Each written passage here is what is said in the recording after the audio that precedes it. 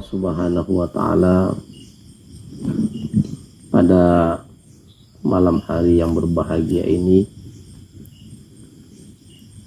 kita dipertemukan Allah Subhanahu wa Ta'ala dalam suasana yang luar biasa, mengantarkan spiritualitas kita, kerohanian kita semakin memuncak kepada Allah Subhanahu wa Ta'ala, mendekati hari-hari terakhir di bulan Sya'ban untuk kita masuk di bulan Ramadan. Tentu kita berbahagia atasnya dan kita berdoa semoga Allah sampaikan kita di bulan suci Ramadan. Amin. Salawat dan salam tidak lupa kita sampaikan keharibaan Nabi sallallahu alaihi wasallam. Allahumma salli ala sayyidina Muhammad wa ala ali sayyidina Muhammad. Pada malam hari ini sebelum kita berzikir, berkhalwat di alam, berdua-duaan dengan Allah Subhanahu wa Ta'ala, sebagaimana biasanya alangkah baiknya kita mengisi pengetahuan kita tentang amaliyah yang kita kerjakan. Salah satu di antara amaliyah yang agung yang Allah berikan kepada kita umat manusia, terkhusus kepada orang-orang yang beriman, adalah amaliyah zikir. Zikir ini adalah satu amaliyah yang agung di sisi Allah Subhanahu wa Ta'ala. Bahkan di dalam ayat yang sangat kuat Allah menegaskan fadhkuruni azkurkum, maka ingatlah kalian akan aku, azkurkum, aku pun akan ingat akan kalian. Berzikirlah kamu akan aku, kata Allah, maka aku pun akan menyebut akan engkau. Tentu dalam hal ini kita merasa hina dina di hadapan Allah. Siapa kita yang mau disebut Allah Subhanahu wa Ta'ala? Tetapi demikianlah Allah menghargai dan memberikan apresiasi dan perhatian terhadap hamba-hambanya yang mengingati dia, menyebut namanya, tazakur kepadanya, dan tafakur kepadanya. Fadhkuruni azkurkum. Di dalam ayat-ayat yang sangat banyak sekali Allah Subhanahu wa Ta'ala menyampaikan tentang zikir ini. Wadhkur nafsaka ma'al ladzina yad'una rabbahum bil ghadati wal 'ashyi yuriduna wajha Allah. Dan sebutlah Allah Subhanahu wa Ta'ala dalam dirimu. Wadhkur rabbaka fi nafsika tadarruan wa khifatan wa duna jahra, dengan tadarruan, dengan penuh ketundukan kehinaan di hadapannya, wa khifatan, dengan penuh rasa-rasa cemas, bidunil jahra, dengan tidak mengeraskan suara. Di ayat lain mengatakan demikian. Ini menandakan ada zikir khafi atau zikir sirri. Dan mereka yang berzikir itu semata-mata untuk mengharap wajah Allah, mengharap ridho Allah Subhanahu wa Ta'ala. Di dalam ayat lain Allah Subhanahu wa Ta'ala menyampaikan fadhkurullaha katsiran la'allakum tuflihun. Dan berzikirlah kalian kepada Allah dengan sebanyak-banyaknya. Wadhkurullaha katsiran la'allakum tuflihun. Semoga kalian menjadi orang-orang yang beruntung.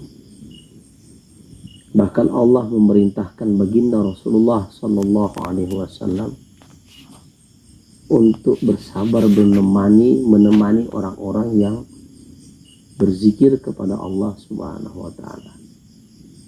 Allah memerintahkan Rasulullah untuk bersabar menemani orang-orang yang berzikir kepada Allah. Wasbir nafsaka ma'al ladina yad'una rabbahum. Ya. Bersabarlah engkau ya Muhammad bersama dengan orang-orang yang menyeru kepada Tuhan. Bil ghadati wal asyi, dengan penuh ketundukan dan penuh pengharapan. Yuriduna wajh Allah, di mana mereka hanya menginginkan ridha Allah. Maka Nabi diperintahkan Allah untuk bersabar bersama dengan orang yang berzikir. Tentu dalam hal ini kepada kita semuanya ayat-ayat itu pergi. Jadi ayat-ayat Allah itu perginya kepada kita, insan-insan yang mengaku beriman kepada Allah Subhanahu wa taala. Utlu ma uhiya ilayya minal kitab wa aqimis shalah inna sholata tanha 'anil fahsya'i wal munkar. Telah diberikan kepadamu wahyu dari Al-Quran. Aqimi sholata li dzikri, dirikanlah sholat untuk mengingat akan aku. Wala dzikrullahi akbar, wala dzikrullahi akbar. Dan berzikir kepada Allah itu adalah satu amaliyah yang sangat agung. Wallahu ya'lamu ma tasna'un. Dan sesungguhnya Allah melihat apa yang kamu kerjakan. Allah menyaksikan apa yang kamu kerjakan. Dalam hadis-hadis yang lain, nah banyak sekali yang memuat tentang keutamaan fadilah zikir. Ya. Nabi SAW mengatakan, sabaqal mufarridun, telah mendahului kita orang-orang yang bersendiri. Wa ma'hum ya Rasulullah, siapa mereka itu ya Rasulullah? Al-mujtahiduna bi dzikrillah, yaitu orang-orang yang bersungguh-sungguh berzikir kepada Allah. Jadi orang-orang yang sungguh-sungguh berzikir kepada Allah itu mendahului orang lain dalam amaliyah, dalam perbuatan, dalam hati, dalam batin. Inilah esensi-esensi yang kita perlukan ya sebagai dalil terkait dengan amaliyah zikir yang kita jalani. Alhamdulillah, saya perlu sampaikan bahwa insya Allah pada malam hari ini kita akan melakukan zikir di alam. Insya Allah zikir yang akan kita lakukan ini adalah zikir yang 7 latifah. Ya, untuk menguatkan diri kita agar ketika kita memasuki bulan suci Ramadan, kita sudah siap menghadapi godaan-godaan yang ada pada diri kita. Dan cara menundukkannya itu selain dari amaliyah perbuatan yang akan kelak kita temukan, diantaranya pula adalah kita akan membersihkan ya, seperti yang diminta Bang Mukri kemarin, macam mana caranya zikir ya, di latifah itu sesuatu yang sifatnya halus. Seorang itu melaksanakan suatu riyadhah amaliyah, melihat atau merasakan ya getaran alam gaib itu, sehingga membuat hati mereka semakin yakin kepada Allah dan hati mereka semakin takjub kepada Allah dan hati mereka semakin mengagungkan Allah Subhanahu wa taala dan hati mereka semakin khusyuk kepada Allah Subhanahu wa taala. Hati mereka semakin syahdu dengan Allah Subhanahu wa taala. Nah, ini tentu butuhkan ya untuk menguatkan dan menancapkan keimanan di dalam hati kita semuanya. Inilah kemudian yang disebut dengan ulul albab. Ulul albab itu orang-orang yang cerdas.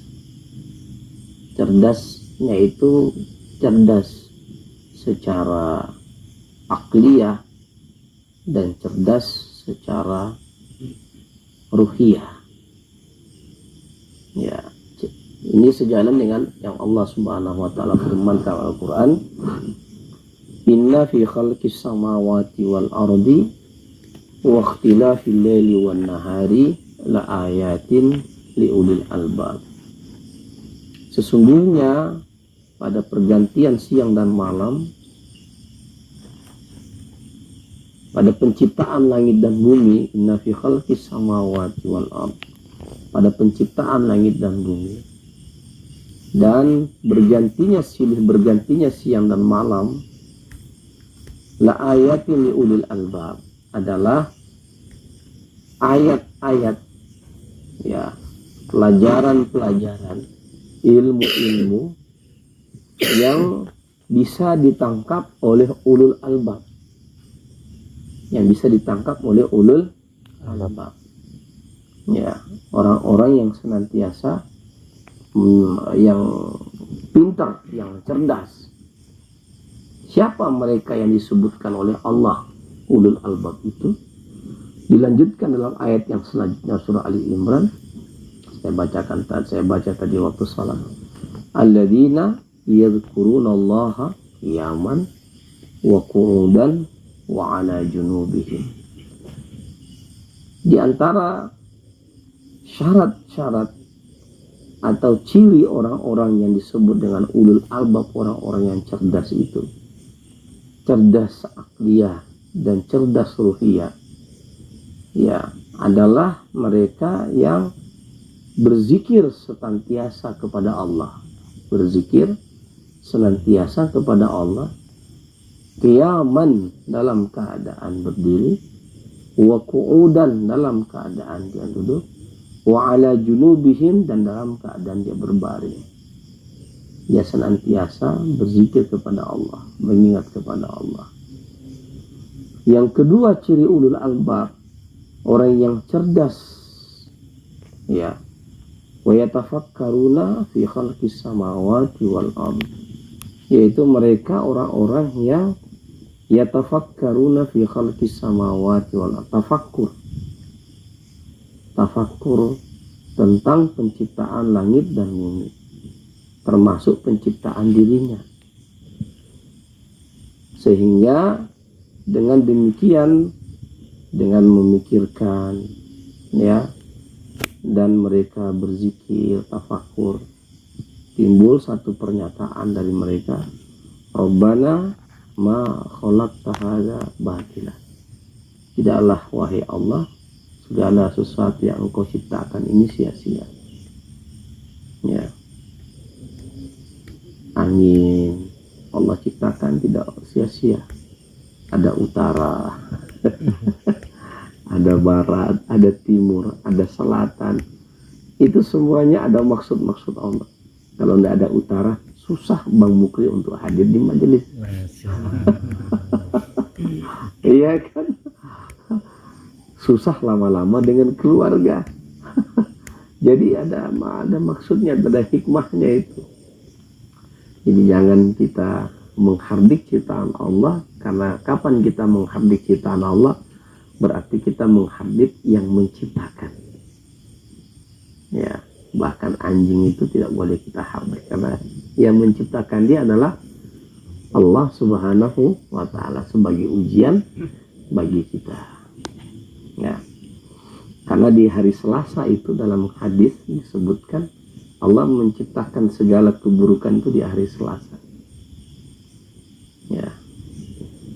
Di keburukan ini Allah cipta memang.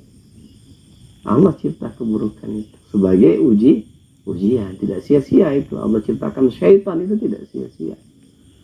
Karena memang kita manusia memang mau diuji oleh Allah. Ya, mau diuji oleh Allah, bisa kembali tak? ya dengan baik gitu. Ya, karena jangan sampai kita ini kalah dengan kucing atau keledai. Kalau kucing itu kucing rumah, kita bawa dia ke pasar, belum kita sampai di rumah dia udah sampai duluan. Coba ya kan? Kenapa? Karena dia tahu jalan pulang. Manusia banyak yang tidak tahu jalan pulang. Ya kan? Itu disebut dengan tersesat. Ya, tersesat. Jalan pulang itu hanya satu. Oh. Ya, kalau kita belok sana belok sini nggak sampai kita di rumah. Jangan sampai kita kalah dengan kucing. Kata orang Arab, jangan sampai kalah dengan keledai. Keledai itu tahu jalan pulang. Sama kalau Indonesia orang kita ini ya kucing itu tahu jalan pulang.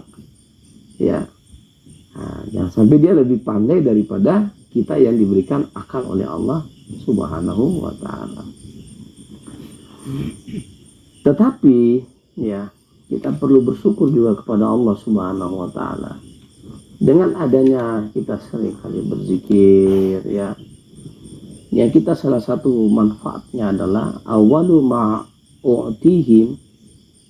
Nabi mengatakan ya, hal pertama yang diberikan, yang aku berikan, kata Allah dalam hadis qudsi, ya,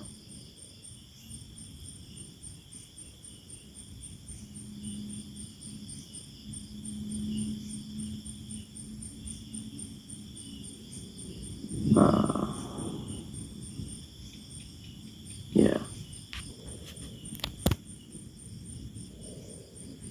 awal yang aku berikan kepada mereka an aqzifa min nuri fi qulubihim, yaitu aku akan berikan kepada hati mereka itu cahaya. Ya. Fayakhbiruna anni kama ukhbiruhum anhu. Sehingga mereka itu memberitahukan perihal tentang aku sebagaimana aku memberikan pemberitahuan tentang mereka. Paham ini maksudnya? Paham ya? Ada dua yang Allah berikan manfaatnya, keutamaannya. Pertama adalah Allah akan berikan ke dalam hatinya orang yang senantiasa condong ingat kepada Allah, itu adalah cahaya yang diberikan ke dalam hatinya. Hanya kita dalam doa sarmadi kita minta Allah aqzafaf nur fi qulubina, supaya Allah itu memancarkan cahayanya ke dalam hati kita. Fi qulubihim fayakhbiruna anni, sehingga mereka itu mengabarkan tentang aku. Mereka bisa mengabarkan tentang aku kepada orang banyak, sebagaimana aku mengabarkan tentang dia kepada yang lain. Jadi kalau antum ya yang cuman begini persoalannya, yang saya sudah sampaikan tadi itu ya, ada kaidahnya pula ya, man lam ilman lam ya'mal, man lam ya'mal lam yazuk, man lam yazuk lam ya'rif. Siapa yang tidak berilmu tidak bisa dia beramal dengan sempurna, dengan baik. Siapa yang tidak beramal, dia tidak akan merasakan perasaan kenikmatan dalam amal itu. Dan siapa yang tidak merasakan kenikmatan dalam amal, dia tidak mengetahui dengan arif. Ya, kalau hanya sampai di ilmu, nah ini yang saya katakan ya. Walaupun antum belajar, disampaikan oleh beliau tadi, kita belajar 1000 guru, tetapi hanya sampai di indrawi saja untuk bisa mengecapnya, sampai di indrawi saja, maka hanya sampai di akal. Kadang-kadang dipelesetkan pula sama akal. Ya, kita bisa belajar di YouTube ya. Tapi itu hanya sekedar konsumsi, hanya sekedar pengetahuan. maka disinilah jalan amal yang harus kita kerjakan. Maka Nabi mengatakan dalam hadisnya itu, innamal a'malu bikhawatimihi. Sesungguhnya semua amal itu adalah akhirnya itu di penghujung. Wah, ini kapan kita berhenti Ustaz berzikir? Sampai mati.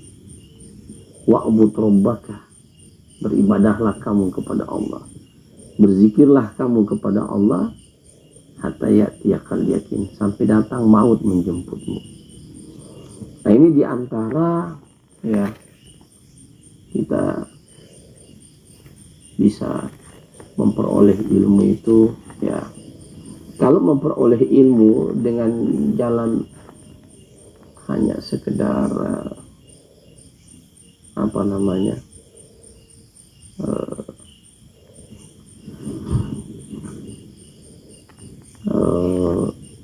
mendengarkan, itu alat indrawi untuk masuk ke kolbu, itu mata, telinga, itu alat indrawi untuk masuk ke kolbu, itu pintu masuk ke kolbu, itu yang indrawi, mata, telinga, ya.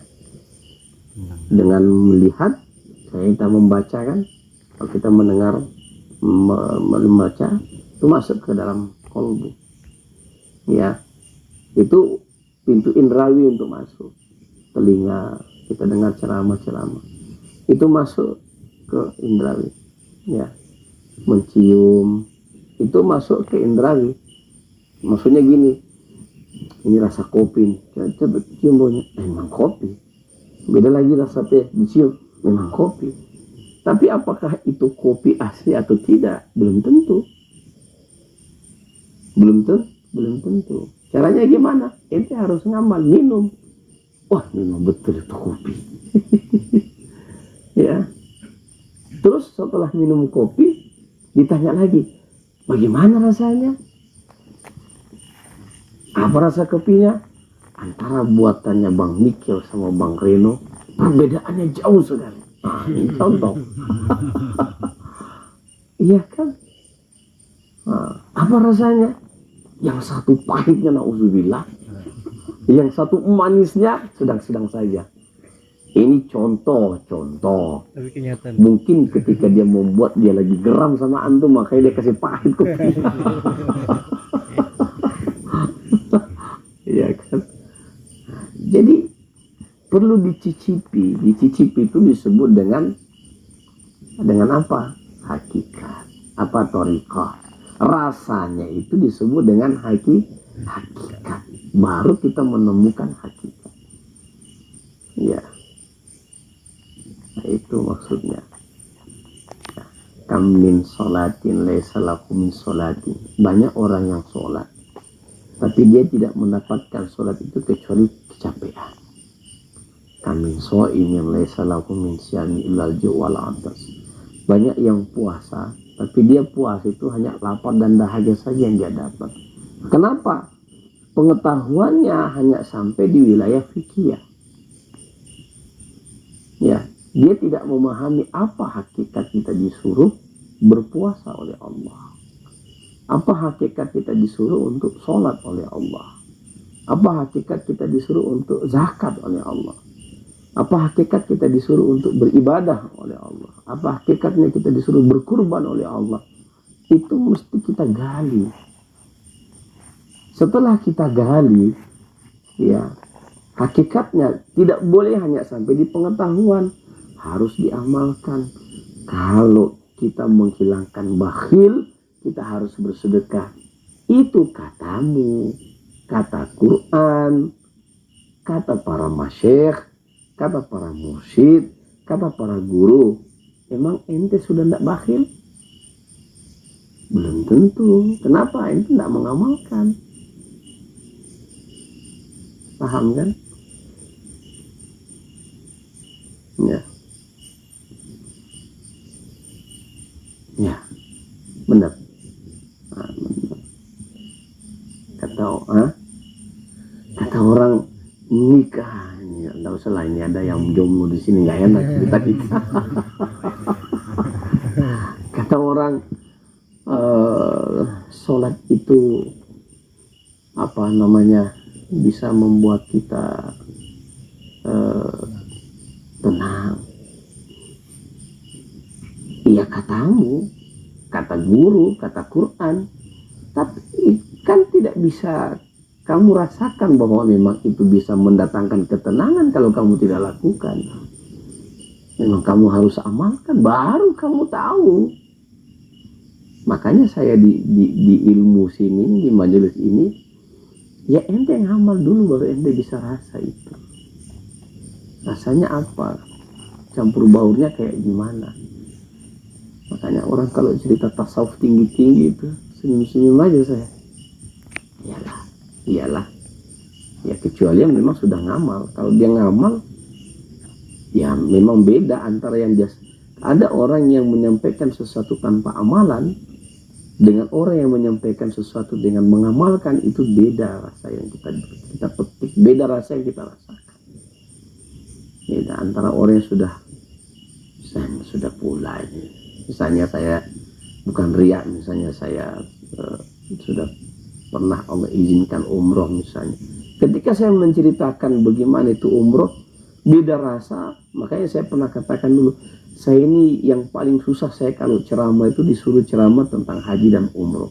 Karena saya belum pernah melihat Ka'bah secara langsung. Begitu saya merasakan, berani saya cerita. Karena memang betul beda perasaan. Itu yang dimaksudnya. Nah, oleh sebab itu memang kita harus ngamali. Kemudian para jamaah sekalian rahimani wa rahimakumullah, namun tentu tidak mudah itu untuk kita bisa mengamalkan, karena cobaan-cobaan itu sangatlah besar dan dahsyat yang akan kita temukan sebagai rintangan-rintangan bagi kita dalam mengamalkan perintah-perintah Allah. Dunia ini adalah darul bala, tempatnya ujian. Ya. Fa'alhamaha fujuraha wa taqwaha. Qad aflaha man zakkaha wa qad khaba man dassaha. Telah kami beritahukan kepada manusia, ini jalan ketakwaan, ini jalan keburukan, ini perintah, ini larangan. Beruntunglah mereka yang membersihkan, mensucikan dirinya, dan celakalah mereka yang mengotori dirinya. Maka kita perlu untuk mengetahui, ya, bagaimana cara kita bisa mengalahkan mereka-mereka itu dalam bingkai tasawuf, terutama hawa nafsu, di mana hawa nafsu ini adalah tunggangannya syaitan. Syaitan akan semakin kuat jika ya nafsu itu mendominasi pada diri kita. Makanya itu Allah suruh kita puasa. Puasa itu maksud Allah itu untuk menggapai takwa. Karena kapan kamu tidak bisa mengalahkan hawa nafsumu, maka kamu jangan mimpi bisa mengalahkan syaitan. Kalau kamu sudah bisa mengalahkan hawa nafsumu, syaitan itu mudah. Untuk mencapai derajat takwa yang terutama, ini perlu kalian pahami betul. Yang terutama sekali untuk bisa mengalahkan, untuk sampai pada tingkat takwa itu, adalah seseorang mampu menghadapi dirinya sendiri. Menghadapi hawa nafsunya sendiri. Ya. Wara'aita man ittakhadha ilahahu hawa. Tidakkah engkau melihat bagaimana manusia itu menjadikan hawa nafsunya sebagai Tuhan? Jadi manusia itu menjadikan hawa nafsu sebagai Tuhan. Yang diperturutkan, yang mestinya kita perturutkan itu kan Allah. Tetapi Allah itu kalah dengan hawa nafsu. Maka dalam konteks ini Allah menyebutkan nafsu itu kadang-kadang dijadikan, mohon maaf ini kisah ya, nggak apa-apa ya, saya selonjor ya. Kadang-kadang nafsu itu bisa dijadikan Tuhan oleh manusia, dan manusia kalah dengan Tuhan. Itu kalah dalam tanda kutip ya. Tuhan itu tidak terdengar perintah dan larangannya ketika hawa nafsu mendominasi. Allahu Akbar, Allahu Akbar. Besar betul itu mik kedengaran suara di pinggir rumah. Kenapa tidak bergerak diri kita untuk sholat? Karena memang nafsu itu mengalahkan panggilan Tuhan. Itu yang azan itu, bang kita yang azan tadi itu bukan main indahnya suaranya itu. Sebagian suaranya Nabi Daud diberikan kepada beliau. Ya, perlu disyukuri itu, bang. Sebagian suara Nabiullah Daud diberikan. Ya, orang-orang yang suaranya indah itu Allah berikan karunia sebagian suara Nabiullah Daud. Suara Nabiullah Daud itu dalam kisah di kitab ini, kalau dia baca Zabur, itu binatang-binatang buas, binatang-binatang jinak yang tadinya musakin makan memakan, tidak bisa makan memakan, mereka itu berkumpul di sisi Nabiullah Daud mendengarkan suara kitab Zabur yang dibaca oleh beliau. Saking merdunya suaranya itu, sampai bertengger itu burung-burung. Wah, kalau sudah bisa begitu, bang Bang Samsul, wah saya mau jadi muridnya itu. Ya. Kenapa? Karena itu hawa nafsu itu jadikan Tuhan oleh manusia. Coba antum tengok di luar sana. Dia tengok di luar. Banyakkah manusia yang mendengarkan panggilan Tuhan atau panggilan hawa nafsunya? Entar deh, entar lagi, nantilah, nanti. Padahal nggak juga banyak kerjaan.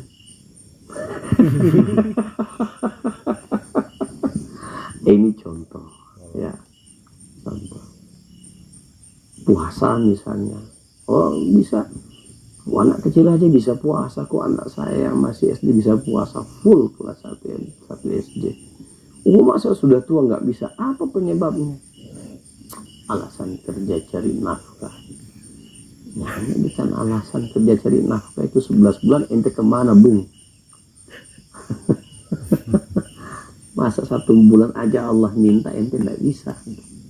Sementara Allah udah kasih 11 bulan, ente nggak usah puasa sih, itu bukan wajib, ente sunnah aja kalau mau puasa. Yang wajibnya Allah hanya minta, itu pun juga sebenarnya maksudnya itu untuk ente juga, la'allakum tattaqun. Jadi maksud puasa itu diantaranya adalah untuk menundukkan hawa nafsu kita dalam rangka memunculkan nafsu mutmainnah tadi. Karena yang menjadi dinding untuk munculnya nafsu mutmainnah itu adalah disebabkan karena hijab-hijab nafsu sebenarnya. Hijab-hijab nafsu, termasuk nafsu dunia, nafsu wanita, nafsu tahta, nafsu harta. Itu nafsu semua. Itu nafsu semua, bang. Nafsu makan, nafsu tidur, nafsu bersenggama. Ini mohon maaf. Ada orang kerjanya itu aja itu. Makanya ini kita akan belajar di Latifah. Saya mau, ini pengantar supaya saya masuk ke inti bagaimana menghalangi masuknya itu. Apa riyadhahnya? Itu yang ente minta. Supaya sampai pada nafsul mutmainnah. Supaya pintu kolbu hati kita yang ke arah goib itu dibuka oleh Allah. Itu maksud saya. Ini enggak dengar, rugi dia, bang. Ya, rugi. Zikirnya apa? Zikirnya ya Allah, Allah, Allah. Ya, kenapa? Yang bisa menghancurkan dinding-dinding itu hanya ismu zat. Idza dzukirallah wajilat qulubuhum. Kalau kamu menzikirkan Allah, Allah, Allah, itu terkelupas itu dinding-dinding kamu butuh. Terkelupas bergetar. Itu maksudnya. Ada berapa hijab-hijab? Ada 7. Situ disebut dengan latifatul sab'ah, 7 lataif.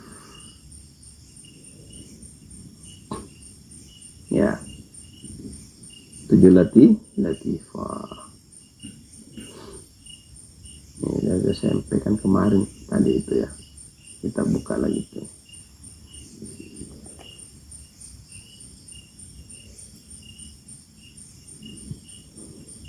Ya.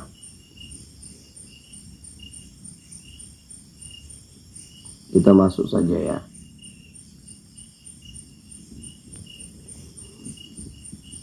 Dan perlu antum pahami bahwa ketika hawa nafsu itu kita halangi, maka pintu laluan setan juga terhalang. Nah, saya katakan tadi kan, nafsu itu tunggangannya setan. Ketika kita membuka jalan tunggangannya setan, itu dia masuk. Maka puasa kita itu puasa mata, karena disitulah jalannya setan masuk kepada kita. Puasa telinga, puasa mulut, puasa hidung, puasa tangan, puasa kaki, puasa perut, puasa kemaluan. Ada berapa puasa itu? Pertama, puasa mata. Kedua, Assalamualaikum warahmatullahi wabarakatuh. Silah duduk. Masya Allah. Kalau sudah ada komandan datang, insya Allah aman. Amin. Ya, kita lanjut ini komandan ya. Asuronta. Mata itu adalah jalannya syaitan. Dari mata ini kita bisa melihat sesuatu. Maksiat mata ini banyak sekali yang menjadi laluan syaitan masuk ke dalam kolbu, yang dengannya menutup pintu hati kita mengarah ke alam gaib, ke alam akhirat. Ya, jadi ini tidak main-main loh ya. Penelitian sudah membuktikan. Kalau tidak salah saya, Harvard University itu dia sudah membuktikan dalam penelitiannya bahwa di dalam bingkai jantung hati manusia itu ada memang di situ bilik yang mengarah kepada sifatnya halus, maka disebut dengan latifah oleh beliau ini, Imam Al-Ghazali. Itu masuk bilik itu memang bilik Tuhan, bilik yang mengarah ke arah Allah. Bisa mendengar ilham Rabbani di sana, dan itu dibuktikan secara saintifik. Makanya Masya Allah, luar biasa ini ilmu zikir ini dibedah oleh beliau ini, Imam Al-Ghazali, dalam kitab Ihya Ulumuddin. Jadi ketika dia masuk ke dalam mata, masuk ke dalam, apabila tidak kita sortir, maka dia akan menjadi hijab. Apa saja? Wanita, ya, kekayaan, pangkat, jabatan. Mohon maaf, tengok orang buta. Orang buta itu cepat baca hafal Quran daripada kita. Cepat dia hafal Quran. Kita pun kalau menghafalkan tutup mata kan. Kenapa? Karena kapan kita tengok macam-macam, ya, alat indrawi kita bercabang menangkap. Tapi coba kalau fokus di warna hitam saja. Ya, makanya zikir itu, kata Nabi SAW, ya Ali, gum min ainaika summa qala la ilaha illallah. Wahai Ali, tutup matamu baru ucap la ilaha illallah. Itu ijazah langsung dari Rasulullah kepada Abu Ali bin Abi Thalib, dan menjadi ijazah bagi kita. Ketika kamu zikir tutup matamu, la ilaha illallah. Jadi jangan kira ini main-main, zikir ini Ustaz buat sendiri ini. Wah, ini tidak mungkin saya mau buat ini, Rasulullah sendiri yang sampaikan. Tutup matamu. Udah tutup mata, matikan lampu pula lagi kan. Double. Apa tidak fokus gitu, fokus. Ya. Udah kayak gitu, mikirnya kemana-mana. Makanya itu kata ulama kita, musik-musik kita, kenapa disuruh besarkan surah la ilaha illallah, la ilaha illallah, mengusir setan dalam qalbi. Supaya yang ngantuk-ngantuk itu jadi ngantuk. Allah. Bukan mau ria sebenarnya. Supaya yang ngantuk-ngantuk lagi zikir itu tadinya la ilaha. Begitu besar suaranya Bang Mikir, la ilaha illallah, kaget Pak Suwanto. Lari setan. Setan yang ada pada diri kita dan setan yang ada pada kawan kita lari. Kembali fokus kan. Begitu datang zikir siri, datang lagi dia. Itu. Jadi mata, telinga itu masuk mendengar percakapan orang. Makanya ketika ente puasa, kurangi mendengar yang tidak. Kalau ada pendengaran yang tidak baik, langsung menghindar. Kenapa? Karena itu akan memberikan noda hijab di hatimu. Ini rahasia puasa. Kalau kamu melihat sesuatu, termasuk cobaan kita di akhir-akhir Ramadan ini payah. Nengok kawan ganti kursi, nggak bisa kita pulang. Coba buktikan 1 tahun ini bagaimana kalau kita memang betul-betul puasa ya, meraih betul-betul Lailatul Qadar dan takwa itu. Udah tutup mata lah, kasih aja sama istri, kamu belanja sesuka hatimu lah. Nggak usah tanya sama saya, warnanya kayak apa ya, warnanya kayak apa, warna apa Pak, terserah kamu lah, habiskan aja nih duit, aku mau ibadah total. Begitu caranya. Bajunya kayak gimana? Terserah lah. Nggak mau pusing-pusing masalah itu. Jadi itu Pak. Jadi kita punya puasa jadi. Fullnya enak. Nangis kita terakhir takbiran. Kalau enggak Pak, kita nangisnya itu sama anak-anak yatim juga kita nangis. Kenapa nangis? Nengok anak yatim. Nggak ada urusannya dengan anak yatim kau punya hati. Kenapa nangis? Gagal puasa saya Ustaz. Ya boleh lah. Pantas ente nangis. Tapi ya, mau bagaimana? Puasa itu tak mungkin datang lagi sama ente. Kenapa orang-orang yang berpuasa itu nangis di malam takbir? Karena puasa meninggalkan mereka dengan segala kenikmatan yang ada dalam Ramadan. Itulah para ibadur rahman, ahli-ahli ibadah. Tapi kalau ahli-ahli market, mall, Ramayana, mana dia nangis kalau takbiran? Kenapa nangis? Belum beli baju baru Ustaz. Anak-anak belum beli baju baru. Itu pula nangisnya. Ya, macam anak kecil ya. Jadi orang yang masih menangisi Ramadan karena sesuatu yang sifatnya dunia, dia masih kelas TK, kelas anak-anak.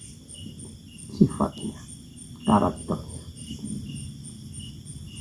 Yang kita tangisi itu ibadur rahman, ulul albab, yang ditangisi oleh ulul albab, ibadur rahman, orang-orang yang muttaqin, seperti yang Allah katakan la'allakum tattaqun, semoga engkau, orang yang Allah masih mengatakan semoga, belum pasti itu orang yang puasa jadi bertakwa, belum pasti, masih 50-50. Tapi kalau betul-betul dijalani, anggap Pak, sudah tahun depan kita nggak tahu dapat puasa apa lagi, apa enggak. Jadi kita maksimalkan. Tapi kalau kita, masih panjang umur saya, tahun depan lagi saya perbaiki, pasti kita gagal tahun ini. Kita gagal meraih ketakwaan, kita gagal meraih apa yang terkandung dalam puasa itu. Ya, oke. Ya, habis ini boleh istirahat 1 jam, tidur betul-betul tidur ya. Nanti kita bangun, ya sunnahnya itu tidur di awal waktu, baru kita bangun jalan zikir. Ya.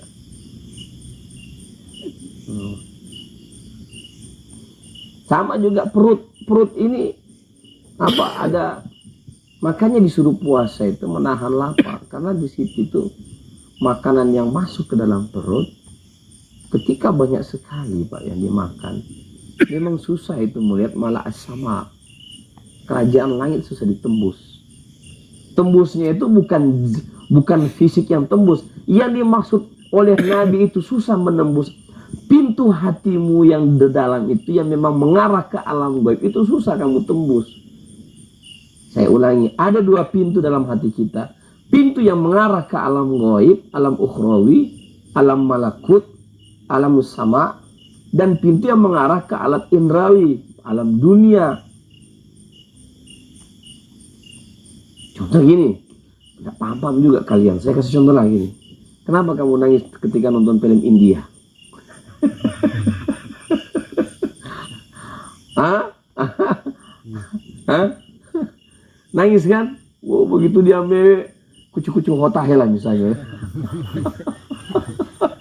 Saya juga dulu pernah nangis nonton film kucu-kucu hotahe itu. Orang nangis, memang sedih itu film. Kayak kita menggunakan indera penglihatan, indera pendengaran, maka dia masuk ke rasa. Itu jadi alat indrawi dalam kolbu kita itu mengarah ke duniawi melalui pandangan mata, pendengaran. Dan ada yang tanpa melalui pandangan mata, dia melihat ke alam ukhrawi, ke alam gaib.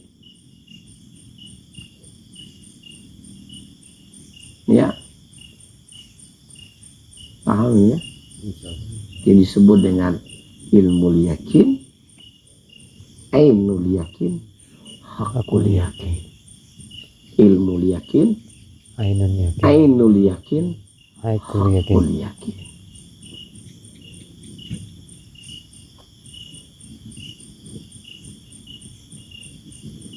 Paham nih? Ada temanmu tidur, tabok kepalanya. Woi, kenapa ente? Saya mimpi apa? Dikejar hantu. Mau dibunuh sama orang. Itu mimpi. Ada yang mimpi melihat api neraka. Wah. Kenapa? Karena pintu hatinya itu, ya, kerohanian dia melihat ke sana. Ya? Saya lanjut. Bagaimana caranya Pak Ustadz? Nah ini harus diamalkan. Setiap satu hari, satu latifah kita harus masukkan zikirnya. Ya. Dari yang tambah, ini tambah lagi nanti. Boleh ya kan? Kan Thariqah Qadiriyah Naksabandiyah. Naksabandiyah itu di latifah. Qadiriyahnya itu di la ilaha illallah. Nah, itu disebut dengan Thariqah Qadiriyah wa Naksabandiyah. Qadiriyah dizikirkan nafi isbatnya untuk menguatkan latifatul qalbinya. Karena kenapa kita disuruh untuk Qadiriyah? Karena dengan begitu Tuhan hawa nafsu kita bisa hancurkan. Di latifatul qalbi itu. Paham? La ilaha illallah. La ilaha illallah. Ya, supaya tidak tertarik banget kita dengan dunia dan seisinya. Ini apa yang terkandung ini tidak tertarik banget kita. Hanya sekedar kebutuhan. Bukan keinginan. Beda kebutuhan sama keinginan. Kenapa kamu beli motor yang bagus, Bang Mukri? Kebutuhan atau keinginan? Atau nafsu? Kebutuhan saya. Input. Siapa? Ketua. Ketua. Kenapa? Karena kalau ke Kelong itu jauh sekali, Ustaz, begini. Kalau naik motor butut lama sampainya, belum kerja udah capek duluan. Misalnya contoh, maka beli yang baru. Itu kebutuhan. Kenapa beli? Biar kalah Bang Michael. Ini contoh. Ini bercanda ya, bercanda. Itu masuk lagi itu yang main ya.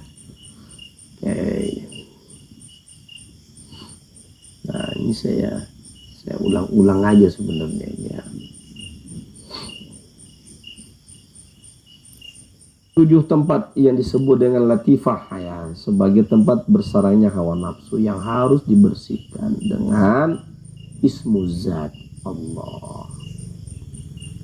Cara membersihkannya dengan Allah.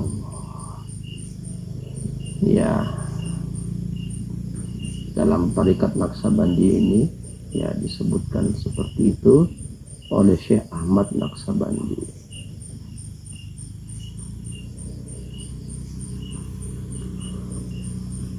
Qasrun merupakan unsur jasmaniyah, berarti istana yang menunjukkan keunikan struktur tubuh manusia. Sobrun yaitu latifatun nafs sebagai unsur jiwa. Qalbun latifatul qalb sebagai unsur rohaniyah. Fuadun latifatul ruh sebagai unsur rohaniyah. Syakfun latifatus sirri sebagai unsur rohaninya juga.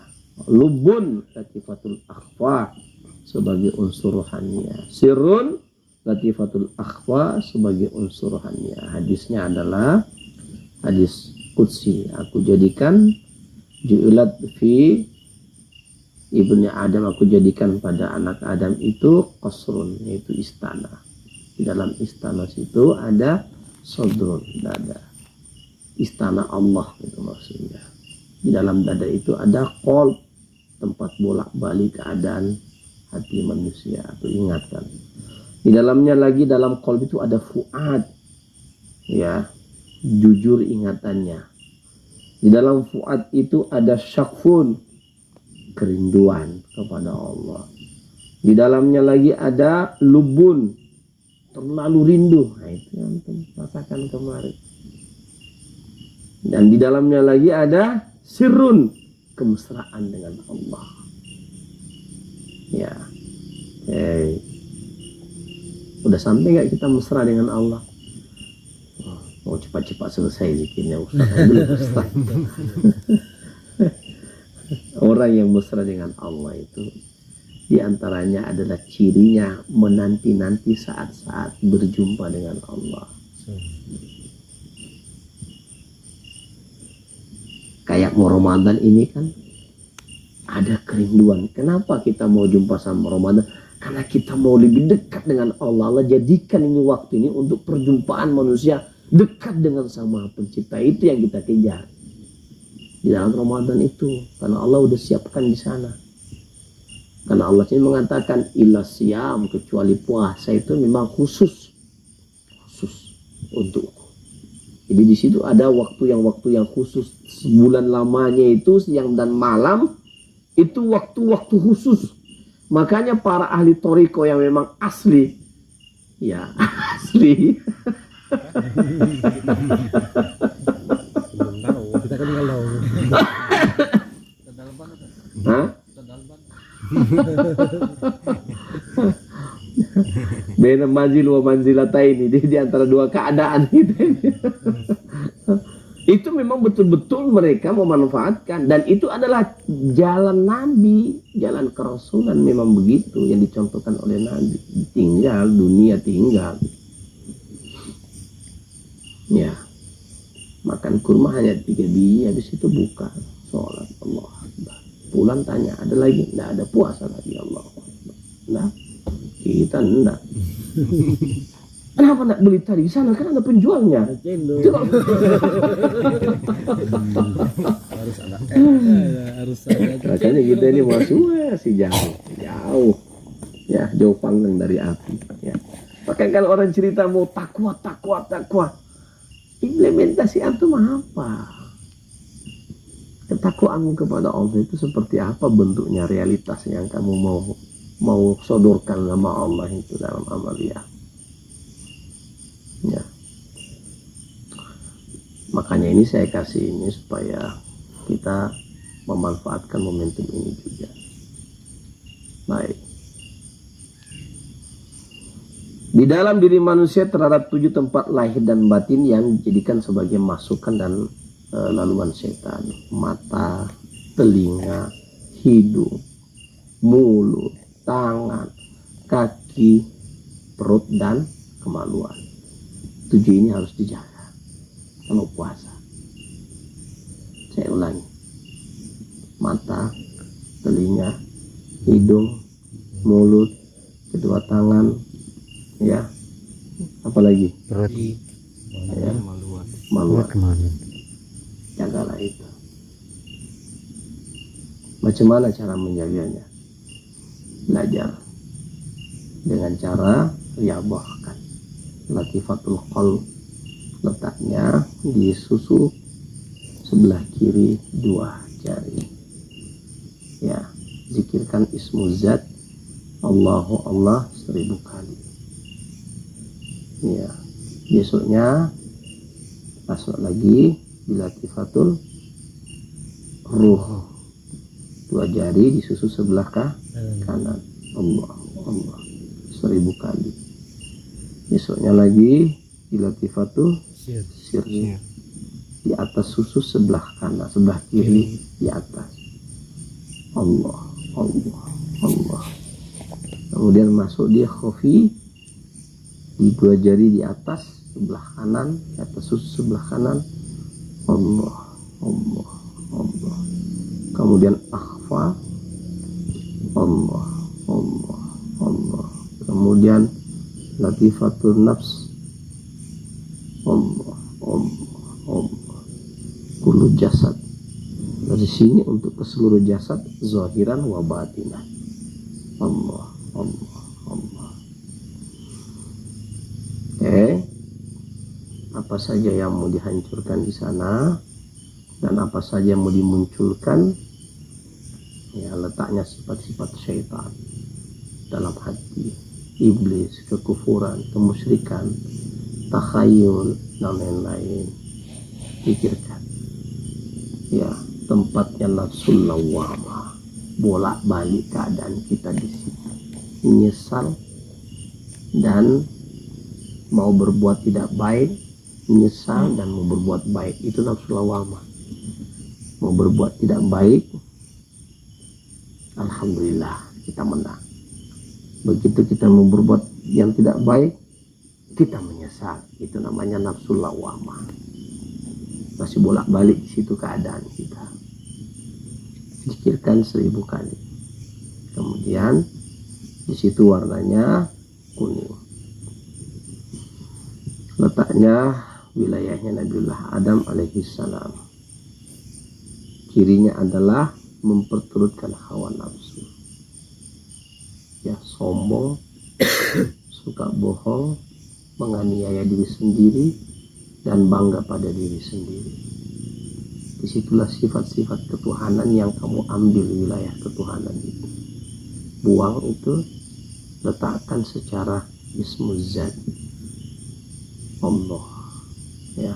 Atau kalau ada yang mau menguatkan, ditambah dengan latifah, dengan nafi isbat, zikir tariqah qadariyah.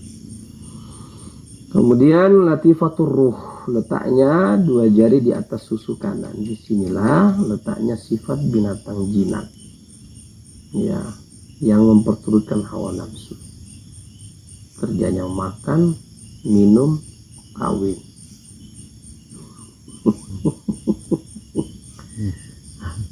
Jadi kalau begitu Ustaz, tidak bisa kita berhubungan sama istri, tidak apa-apa. Tapi di malam hari, siang hari jangan. Itu disuruh belajar sama Allah. Allah itu suruh kamu tidak berhubungan suami istri di siang hari. Allah suruh belajar bahwa kamu jangan kayak hewan, kerjamu hanya kawin aja. Ya, ya, disuruh 12 jam kamu jangan sentuh-sentuh istrimu. Nanti tidak sentuh lagi kamu, malah yang lain kamu lakukan. Kalau sudah nikah tua kayak gini, siapa tahu meleset. Kafara itu 2 bulan berturut-turut puasa. Ya. Kalau enggak, kasih makan 60 anak yatim atau apa orang susah, kafarahnya itu. Siapa yang lulus kemarin? Oke. Kemudian itu sifat-sifat hewan bahagia namanya, sifat-sifat binatang buas ada di situ. Nanti kalau itu bagus akan muncul sifat-sifat yang mulia. Ya. Apa sifat-sifat yang mulia yang muncul di situ? Ya, insya Allah di antaranya sifat-sifat yang mulia itu, masya Allah, mana sudah.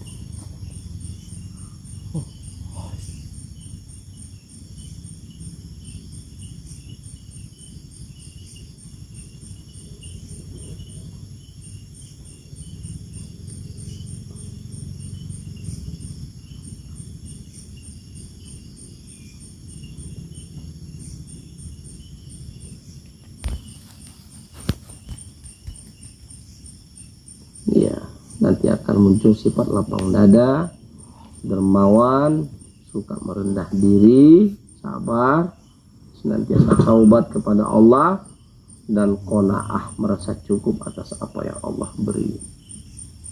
Ya, dominan pada warnanya ini adalah warna merah.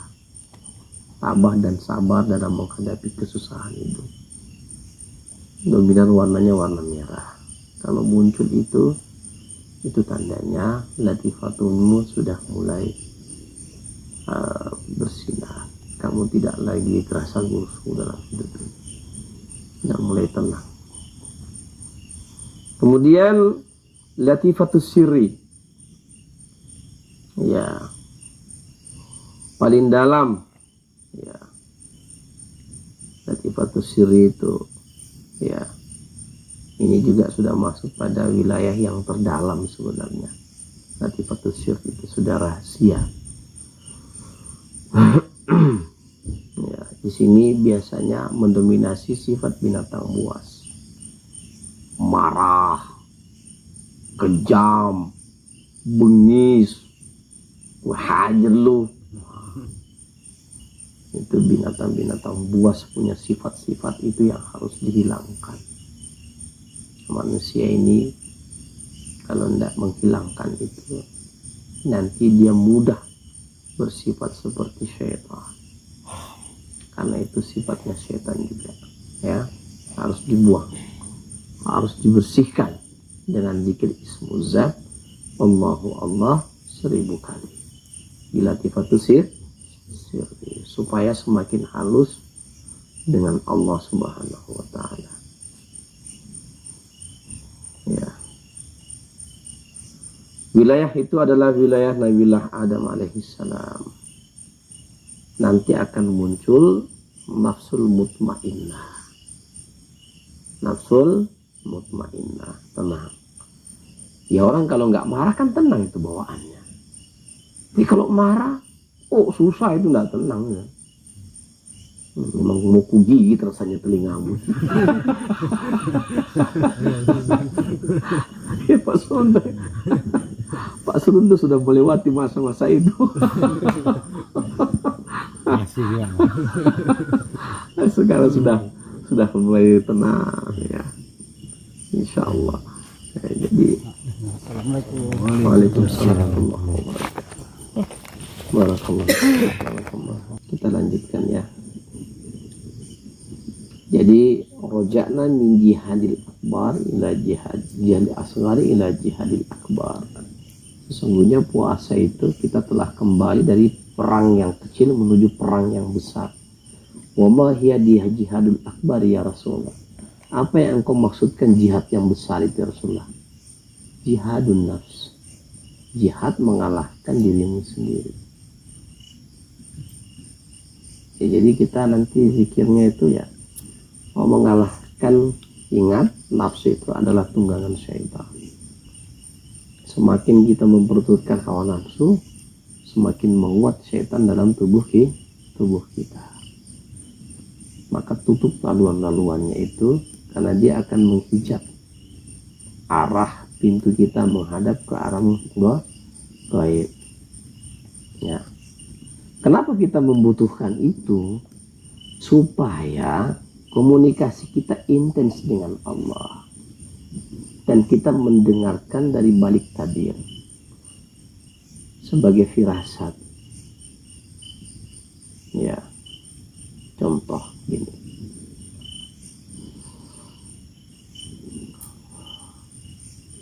saya mau korupsi, misalnya ini kayak kemarin ya, caleg kasih duit misalnya. Ini contoh ya, nggak usah nengok siapa-siapa, ini contoh. Kita yang di dunia ini ada dua keadaan yang melanda, syubhat dan syahwat. Syubhat itu samar-samar, syahwat itu keinginan. Ya, ini duit caleg ini, syubhat ini, entah halal entah haram ini. Ya, kalau kita tidak mampu untuk mengendalikan diri, kita akan ngomong, jangankan yang halal, yang haram aja susah didapat, apalagi yang haram, apalagi yang halal, hajar saja. Ya, tapi bagi orang-orang yang memang berupaya untuk membersihkan dirinya dari hal-hal yang seperti itu, dia itu mendengarkan bisikan gaib dalam hatinya. Itu bisikan-bisikan gaib gitu. Ya, kita jangan melihat orang lain ya, kita bisa terpapar dengan keadaan itu. Yang jelas ini hanya sekedar contoh saja. Atau kita larikan contoh yang lain. Nah, takut pula ada yang tersinggung nanti.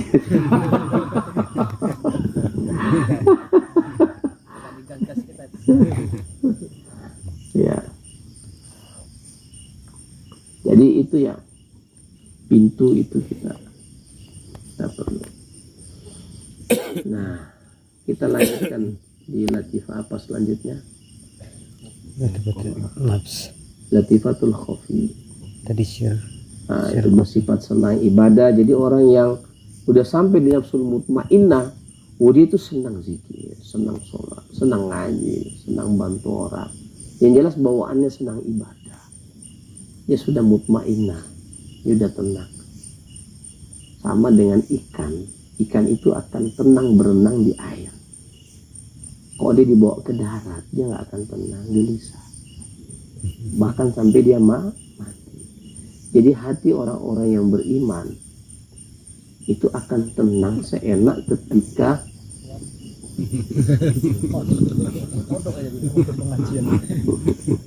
ya pengen ikut pengajian juga. Setenang ikan di lautan. Dia berlari ke sana kemari, ya, nyaman dia, ya.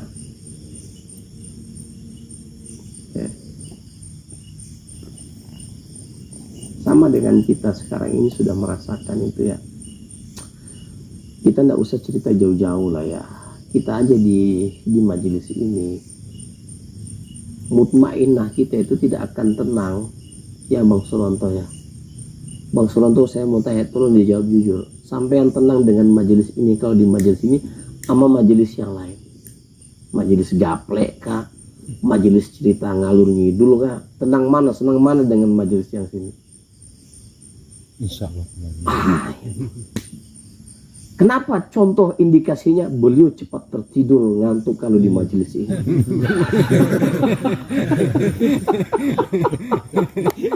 Itu indikasinya beban lepas sudah, ya kan? Makanya kalau ada yang ngantuk saya tidak marah. Manusia kalau ngantuk, karena di luar dia susah ngantuk. Betul itu.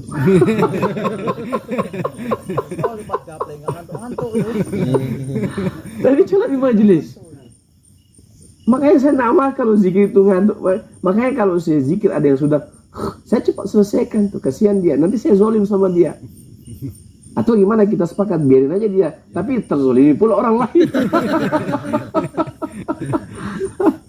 Itu salah satu indikasi dia mutmainnah, dia tenang, mudah dia tidur daripada dia minum obat tidur, menyakitin badan dia. Makanya saya bilang gampang sekali itu mau tidur, datang ke majelis zikir. Apalagi majelis zikir kita ada zikir sirinya. Awal semangat, la ilaha illallah, la ilaha illallah.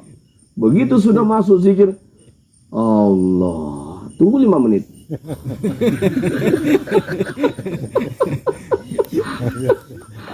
Langsung. Itu.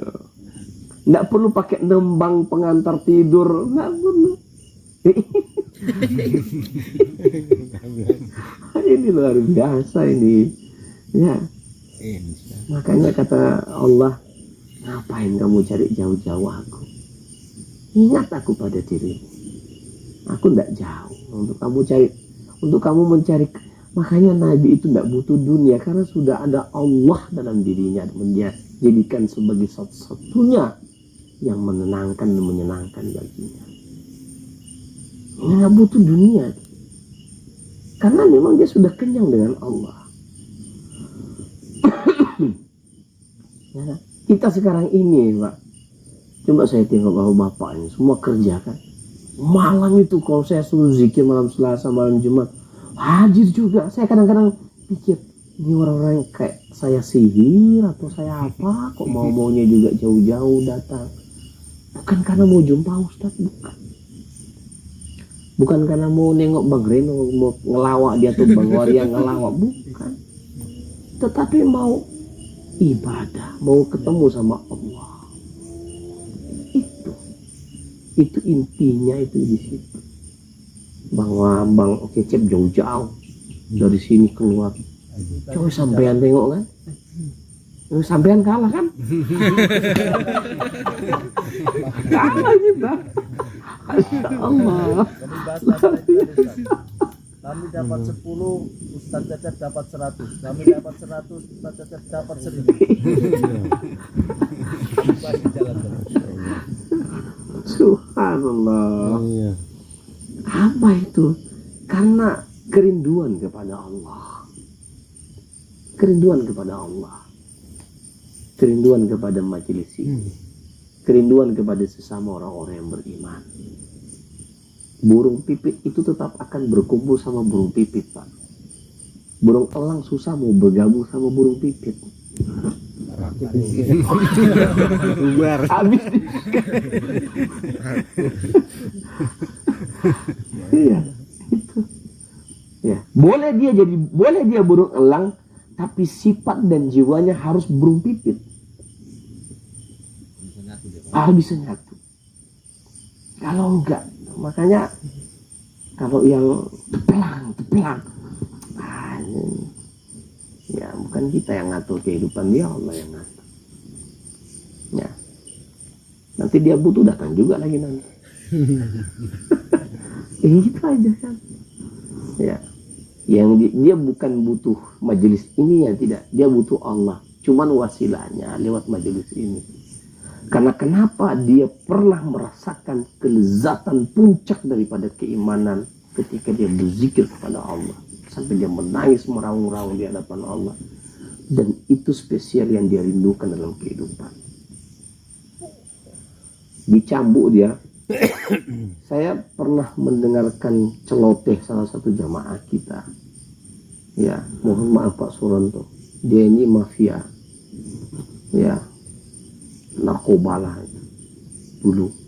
Dia ngomong sama saya di depan jamaah, Ustaz, saya di penjara digebukin saya Ustaz. Nggak ada saya senangis ini. Kok Ustaz ini malam-malam kita itikaf itu ya. Saya kok bisa senangis ini kayak orang kehilangan. Saya aja kehilangan emak saya meninggal, saya tidak semenangis ini itu. Menjerit dia nangis itu. Subhanallah. Saya bilang Allah memperkenalkan dirinya sama antum. Ya, antum merasakan kenikmatan bersama dengan Allah Azza wa Jalla. Ya. Kita lanjut sedikit ya. Habis itu kita minum kopi.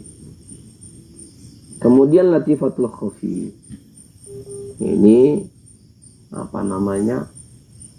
Letaknya di susu kanan, ya, sebelah dua jari sebelah kanan atas. Tempatnya sifat pendengki dan khurafat. Khurafat itu datang ke kuburan, menjadikan keris-keris empu gandrik, ya, menjadikan merah delima. Itu sudah insya Allah sudah lepas semuanya dengan zikir kemarin yang kita kerjakan.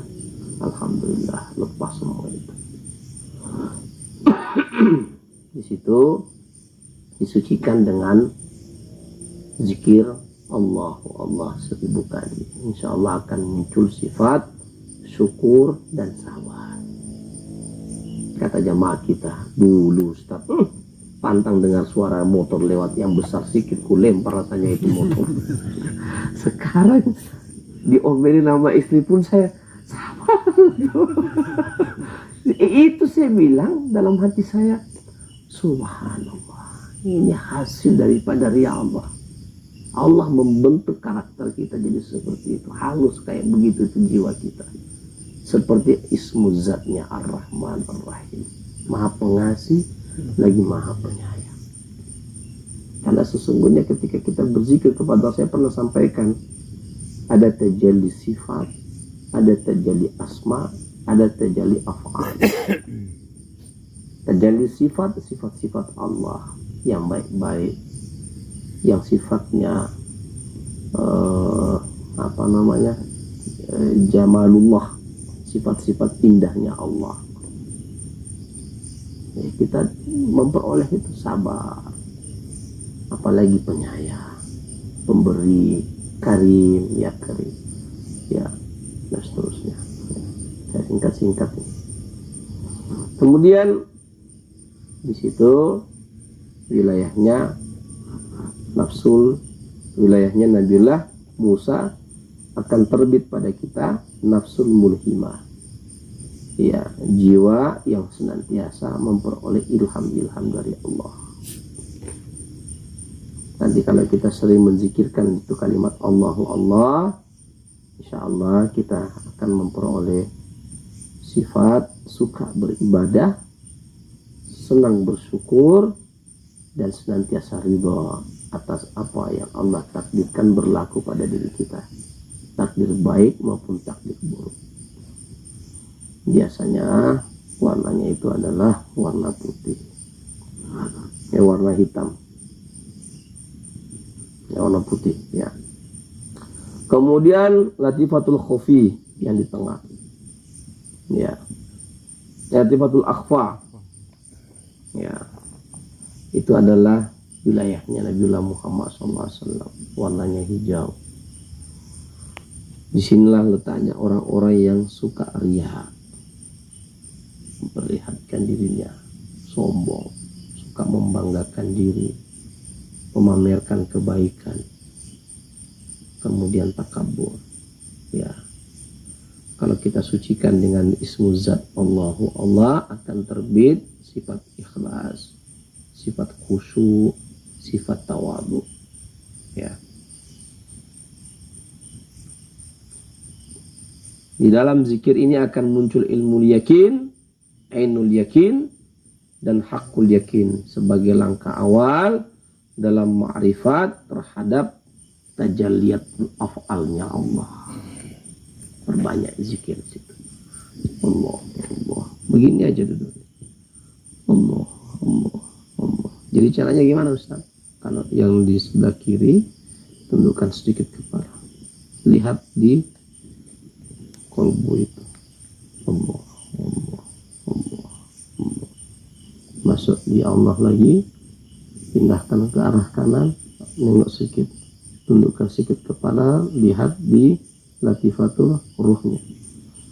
Allah, Allah, Allah, Allah, Allah. Nengok lagi sebelah kiri, naik latifatul siri di atas susu sebelah kiri. Allah, Allah, Allah, sampai 1000. Demikian juga khufi. Allah, Allah. Kemudian akhfa dengan Allah, Allah, Allah. Ya. Nggak usah Allah, Allah. Sakit ya. Tenang. Allah, Allah, Allah, Allah. Ya. Kemudian latifatun nafsi, ya, di antara dua alis tengah-tengah sini. Ya. Saya ulangi aja nih karena sudah lama kita suka mendorong orang untuk berbuat jahat. Ya, suka marah-marah. Ya, hancurkan dengan zikir Allahu Allah. Supaya sifat serakah, takaburan, khianat, dan syahwat itu bisa terkendali dengan baik. Kemudian kullu jasad, ya, seluruh tubuh jasmani dan rohani. Disinilah terletak sifat jahil dan malas beribadah. Ya, isi dengan kalimat Allah, Allah. Duduk tenang saja, rasakan aja. Allah mengalir kepada seluruh dalam anggota tubuh kita. Allah, Allah, Allah, Allah, Allah, Allah, Allah. Ya, itu caranya. Jadi malam hari ini, bismillah, saya ijazahkan untuk menzikirkan 7 latifah. Setiap latifah 1000 kali. Setelah selesai 1 latifah 1000 kali, laksanakan sholat sunat 2 rakaat sampai selesai. Tutup dengan sholawat 100 kali dan berdoalah kepada Allah Ta'ala yang baik-baik. Diawali dengan istighfar seperti biasa. Kemudian zikir, selesaikan PR-nya 1000 kali. Zikirnya apa? Zikir nafi isbat qadariyah. Nah, setelah itu mulai masuk zikir. Zikir apa? 7 latifah. Perbaiki. Setiap selama Ramadan, untuk kita bisa menguasai nafsu kita, kuasailah dengan cara menzikirkan zikir 7 latifah. Setiap 1 hari isi 1 latifah kita 1000 kali. Entah siang, entah malam, silahkan. Ya, tambah lagi Ustaz, itulah thariqat qadariyah wa naqsabandiyah. Bisa? Insya Allah. Wah, ini berat sekali Ustaz. Belum dijalani. Ya, kalau begitu Ustaz sampai tertidur enggak apa-apa. Allah itu kalau 1000 itu hanya 10 menit ke 15 menit. 15 menit putus. Allah.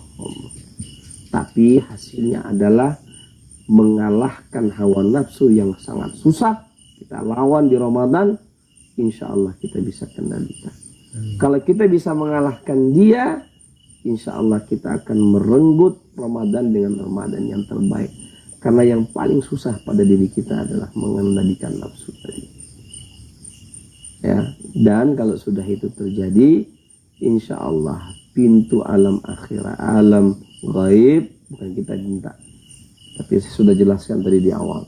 Nanti ditengok aja dalam pengajian saya di YouTube, itu diulang-ulang. Ya, sudah saya jelaskan semuanya. Mudah-mudahan ya Allah menjadikan kita malam hari ini dimudahkan Allah. Ya, semua yang hadir ini setelah ini silakan istirahat kurang lebih setengah jam. Ya, sampai jam 11 baru kemudian kita ke lapangan. Sampai jam setengah 12 kita mulai 1 jam kita tidur. Demikian saya akhiri. Wabillahi taufiq wal hidayah. Wa hamdika asyhadu an la ilaha illa anta astaghfiruka wa atubu ilaik. Wassalamualaikum warahmatullahi wabarakatuh. Waalaikumsalam warahmatullahi wabarakatuh.